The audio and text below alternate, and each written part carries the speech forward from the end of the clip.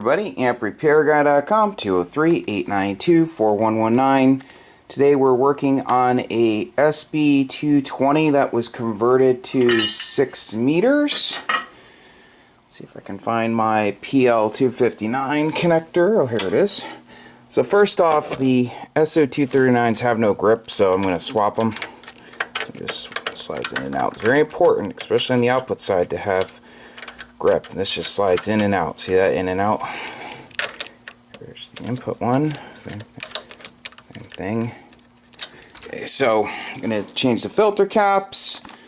These ones are about to pop. You can see the relief right there bulging out. I'm going to put the newer Harbach meter board in. You can see the bias diodes were running really hot. The board's discolored. I'll take the diode out, the Zener. I'll take these meter protection diodes out. They're not needed because they're on the board. I'll loosen the outer, I'll take the outer nuts off and tighten the inner nuts carefully.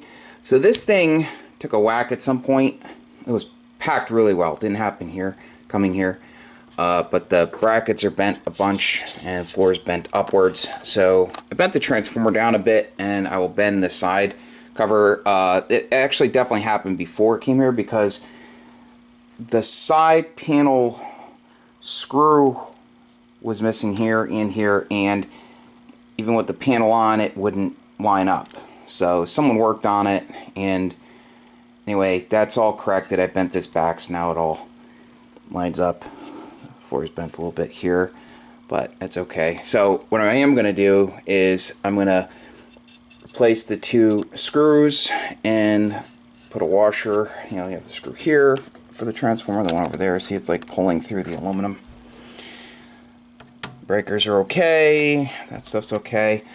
It has the soft key. I'll move these wire nuts, solder and heat shrink, and it has the soft start.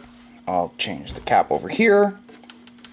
I'm going to get rid of these straps. Just poor job grounding the grids. Goes from grid to ground to grid connection to screw. So I'll remove all that and put in copper strips. Like I said, replace the two SO239s. Does not have the self-bias mod done. That is just so important. It's so easy to do. I have a video on it. You know, so if you have a grid to cathode short, you won't take out the winding on the filament transformer. I already checked the transformer. It's okay. Okay, so one of the parasitic suppressor assemblies was damaged. Looks like there's some heating of the resistors. I wonder if the guy put it into an open. He had a mismatched set of tubes in it, a Taylor and a Penta Amperex. You can't do that. You have to have a matched pair. So I'm going to change this plate blocker over here. Yeah, let's see. The coupler is just spinning knob. See, it's not turning the cap, so I'll replace that with a better one. Some thick material. You don't really need the thickness, you need the surface area. So if you're going to make a coil for this band, you can go with some thinner stuff. See, he has the hairpin style parasitic suppressors. Again, really thick material, doesn't need to be that thick. But I'll add the series glitch resistor, I'll change the meter lamp bulbs. I'm not redoing any of the output network and the input network. I told them I'm leaving that alone. But you know, I prefer when this is a for the input coils here. See, it looks like it's like a T network. I always like using, if I was going to do that, I like using enamel wire, you know, solid conductor enamel insulated wire, because it's less likely to move, and there's no shielding between the output network and the input. Really should have some sort of shielding, but if I mess with it, if I add that, it's gonna throw things off. So he's been using it for a year. Oh, actually, the customer who sent it to me has had it for about a year. He said it's worked. So look, this isn't one I did, so if I were to do it, I would have some shielding, but again, it would alter things and just create more work. Has a newer Harbach fan in here. So I'm going to leave that alone. And okay, so I'm going to get to work, and I will see you guys in a bit. So stay tuned. Websites are amprepairguy.com and also harbachelectronics.com. Please like, share, and subscribe. Back with the completed Sb220 that was converted to 6 meters. So someone went in this after the conversion was done, and this was an older conversion, so different things are done, you know, if you send one of these in to get them converted. So I did the updates and corrected the issues related to whoever messed with it after it was converted. Okay, so I'll go over all that when I'm done doing the test. Okay, so customer wants to see it working on this frequency. Radio set to roughly 50 watts. I have a 1 kW slug, 25 to 60 meg.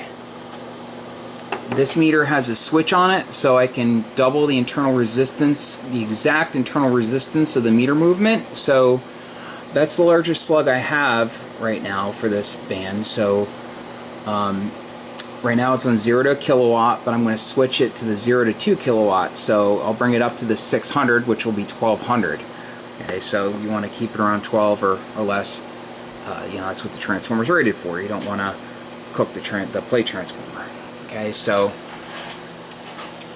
amp, audio, hello, hello, hello, tit, tit, tit, tit, tit. That's about 900 right there, almost 900 on the lower voltage setting. Hello, hello, hello, tit, tit, tit. Power, tit, tit, tit. Audio, see that's working. Good current. Audio, hello, hello, hello, tit, tit, tit, tit. Should get the settings. These ones are pretty close. I put a pencil there for the input.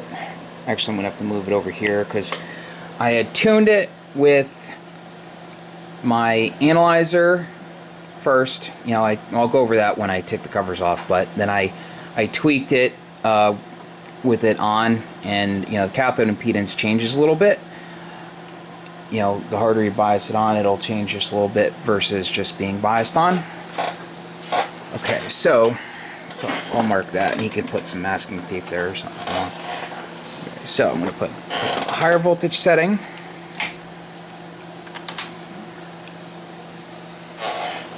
It's going to pin, audio, hello, hello, hello, see it pins. Put it on the doubler. Audio, hello, audio, tit, tit, tit, tit, tit. That's about 1200 right there. Hair over 1200, see 600. Audio, hello, hello, hello, hello, hello, hello, tit, tit, tit, tit, tit. Audio, tit, tit, tit, tit, tit, tit, tit. And it's working as it should.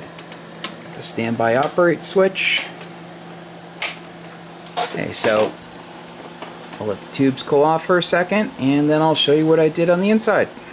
See you guys soon. Stay tuned. Okay, so I'll show you what I did.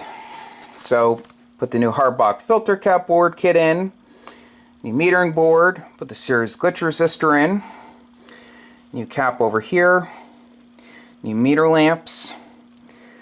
I took the outer nuts off and tightened up the inner nuts. These outer nuts were actually finger tight.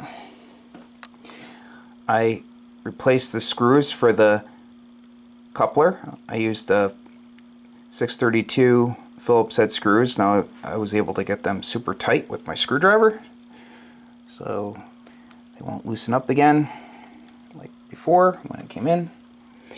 I talked to the guy who did the conversion. He said that's the coax he used, so I left it alone. I left everything alone in the output network, minus changing the plate blocker, and I snugged up on the nut for the tank coil connection over here and over there, and put a new solder tab in for the shield for the output coax because there was like a big glob. I think someone changed the safety choke at some point. I think they probably cooked the original, so it was just a horrible job. So not the guy that did the conversion, but someone after that. So I cleaned that up, fixed that. So one group of parasitic suppressors were fried, so I changed all of them. The guy who did the conversion on this, he actually sent me some. Really nice of him. So I want to use the exact ones that he used. So I took the hairpin assemblies apart and I replaced them, put new ring terminals on, crimped them, soldered them. So that's all set. So at some point someone grounded the grids and that changed the impedance that the T-network saw for the input circuit. So I don't like adjusting coils and stuff with the cover off, so that's what the person said that he does that did this conversion, but I said I'm not doing that. So I put I took 350 ohm carbon comp resistors, put them in parallel to give me about 50. It's like 53 when I measured it, and I put them between the cathode and the chassis, and manually engaged the tier relay with a piece of a business card carefully, and then I fed it with my analyzer, and I altered the two coils here, which are solid material. He's actually the guy who did this said it's like telephone wire, so I spread them back and forth. Lowest I could get it was like 1.4. So this one was like spread like crazy, even more, and I ended up, when you spread, for those who don't know, when you spread a coil, you're shortening the coil, you're basically decreasing the amount of total inductance, so I had to take a turn out. So I took a turn out of this coil and boom, went down flat. So like I was saying before, I was actually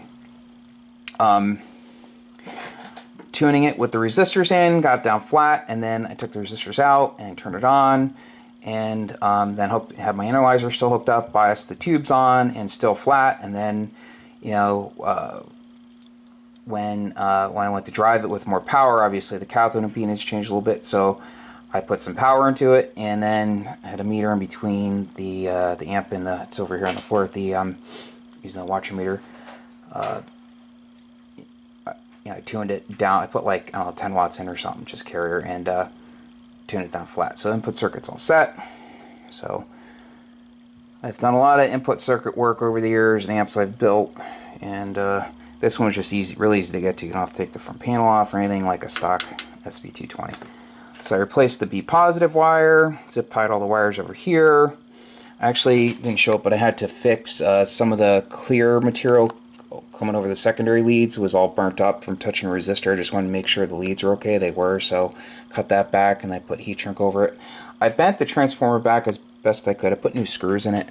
The brackets are pretty bent up, and I bent back the side best I could. I mean, the right way to, like, you know, if you're gonna like take the whole thing apart, bend it all back, I mean, that would just require so much work, and the guy's on a budget, and that would just cost a lot. So I see this happen a lot, unfortunately, but it's all set. Again, this didn't happen between him and me. This happened at some other point because the cover was missing the screw over here, and these screws didn't line up, so someone had been messing with it. I don't know who, but someone. So the customer bought a brand new set of Penta Labs Amprex tubes. I used the ones I have here to test it and put in the parasitic expressor assemblies. Okay, so I'm going to flip it over and I'll show you what I did to the bottom. See you guys soon. Okay, so I did the self-bias modification. Clean the contacts in the TR/bias relay. Those are all good. New zip ties. I unsoldered these two filament choke connections and wrapped the enamel wire around, crimped them and soldered them.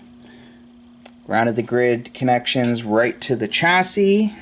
Instead of going through that strap, got rid of those wire nuts, soldered and heat shrunk the wire, got brand new SO239s for max gain systems, great people there. The standoff here was loose for the ground connection, so that came off anyway, and I tightened the screw on the other side, then re-secured the connection here that connects to the coax shield. You always have to check these. A lot of times it wasn't soldered properly, and you have to be careful not to get it too hot, because you'll end up melting the dielectric material that covers the center conductor.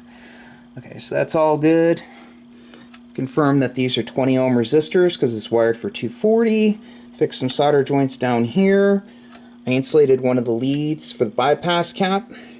Put big washers on the nut side for the transformer screws, for the plate transformer. Change electrolytic cap over here.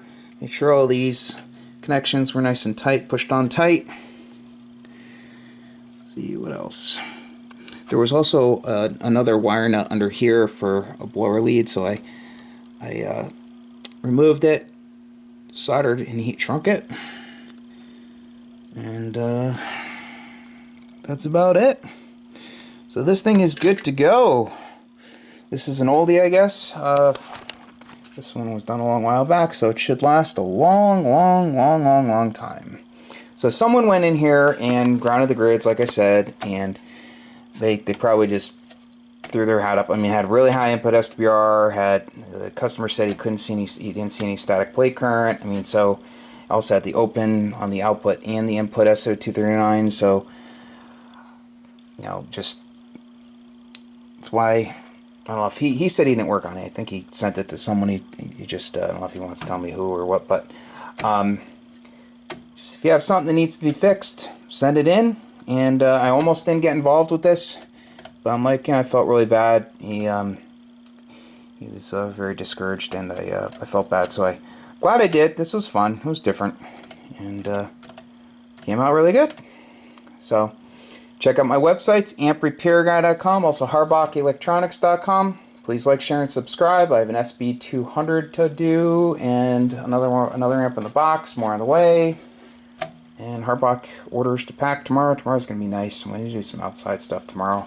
I'll get my work done later on. I'm sorry I haven't been doing as many videos, but I've just been so busy with other things.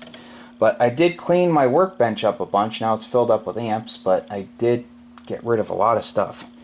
So I'm trying here. But okay, again, thanks for watching. I hope everyone has a great day.